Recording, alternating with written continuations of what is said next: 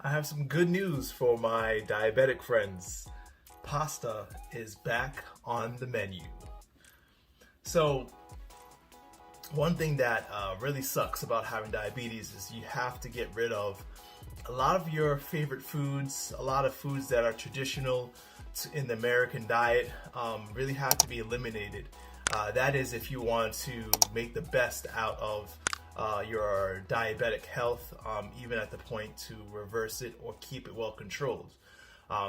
You got to get rid of stuff. One of the things that's necessary to get rid of for patients with diabetes is pasta.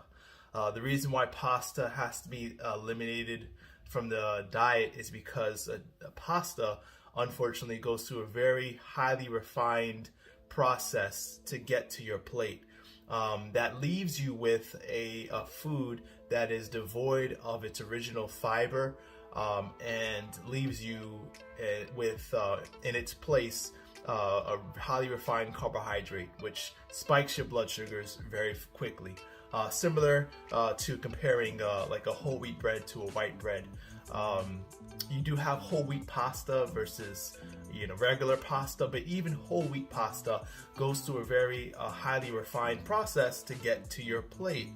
So, what do I mean by pasta being back on your menu? That is because there's a whole lot of alternative pastas or plant-based pastas that you can eat as a diabetic that are not likely to lead to a huge spike in your blood sugar levels. You can eat these pastas and have good control over your blood sugar. Now, I know what your next question is going to be. Very logically, what does it taste like? And sounds nasty. So, pasta is pasta. Plant-based pasta, can you really still call it pasta? Well, that's why I made this video. I want to break down first, not just a nutritional comparison of plant-based pastas versus traditional pastas, but also a taste comparison between plant-based pastas, and also comparing the different brands that are out there. So I want to help you out in making a choice for yourself if you want to experiment and be brave, and reintroducing a traditional American food item back into your diabetic diet plan. So the two alternative pastas that we're going to be comparing today is Bonza elbows made from chickpeas and pasta cauliflower made from, I believe the brand name is Veggiecraft. Neither brands are sponsoring this video, by the way. All right, and the first thing I want to point out is very important, is the fact that these foods are obviously processed foods, right? They go through a process as well to get to your plate.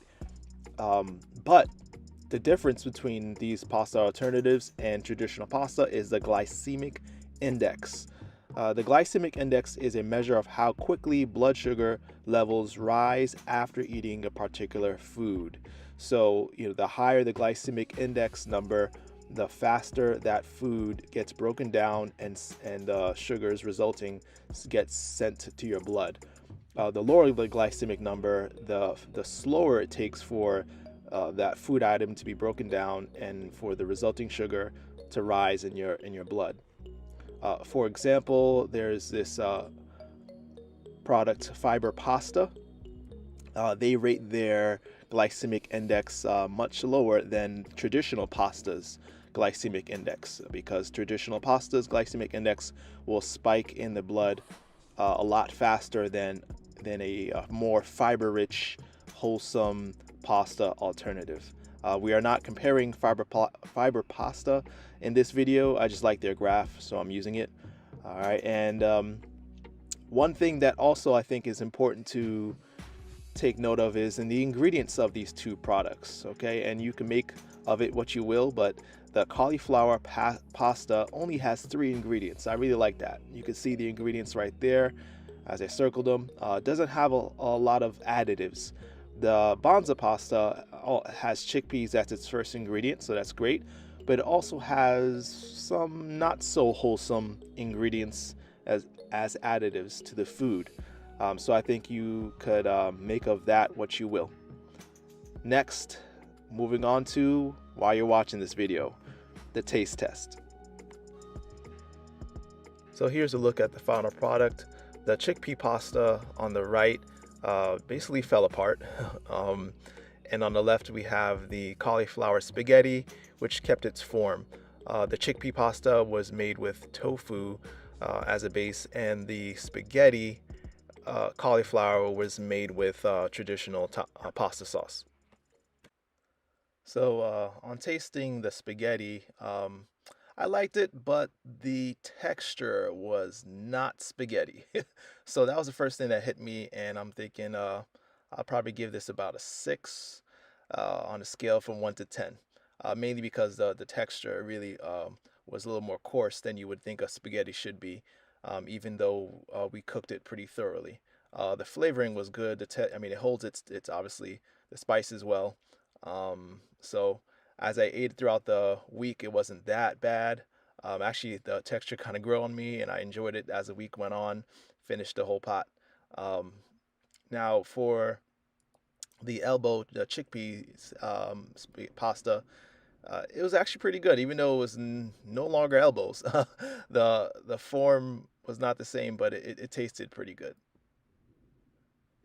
Still, I'll rate it 8 out of 10 because it did taste good. I mean, I really enjoyed it.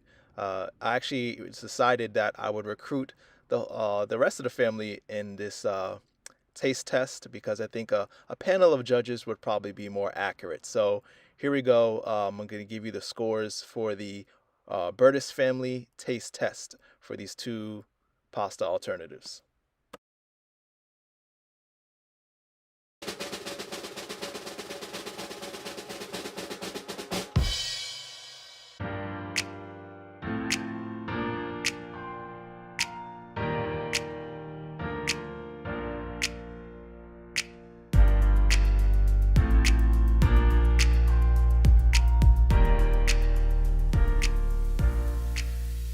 So there you go. I hope you enjoyed the food comparison.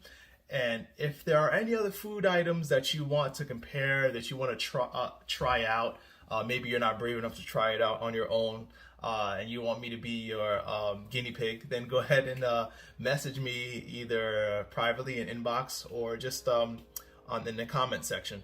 If you have any ideas of foods, whether there be alternative food items like alternative pastas, or just a whole food that you never tried before, or something that you're curious about as far as knowing whether it's good for diabetes or not, then reach out to me and I'd love to make a video just for you.